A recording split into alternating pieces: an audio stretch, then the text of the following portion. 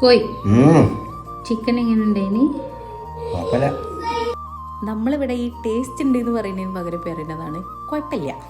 എന്തായാലും കുഴപ്പമില്ലാത്ത ചിക്കൻ്റെ റെസിപ്പി സിമ്പിളാണ്. മടിയുള്ള ദിവസങ്ങളിലോ അല്ലെങ്കിൽ വല്ലാണ്ട് പണിയുള്ള ദിവസങ്ങളിലൊക്കെ പെട്ടെന്ന് റെഡിയാക്കുന്ന ഒരു ചിക്കൻ റെസിപ്പിയാണ് കേട്ടോ. നമ്മൾ ഉണ്ടാക്കുന്ന സാധാ മസാലകളെല്ലാം ഇട്ടിട്ട് ജസ്റ്റ് ഒന്ന് ശാല ഫ്രൈ ആക്കി എടുക്കും.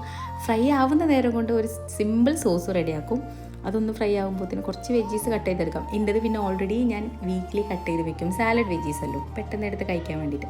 അതുകൊണ്ടാണ് എനിക്കിത് സിമ്പിളും മടിയുള്ള ദിവസങ്ങളിൽ ഉണ്ടാക്കാനുള്ളത് റെസിപ്പി ആയത് കേട്ടോ. പിന്നെ ഈ വെജീസ് എല്ലാം ഹൈ ഫ്ലെയിമിൽ തന്നെ കുക്ക് ചെയ്യണം. കറക്റ്റ് റെസിപ്പി വേണ്ടവർക്ക് ജസ്റ്റ് ഒന്ന് മെസ്സേജ് ചെയ്താൽ മതി, അല്ലെങ്കിൽ കമൻറ്റ് എന്തെങ്കിലും ചെയ്താൽ മതി കേട്ടോ.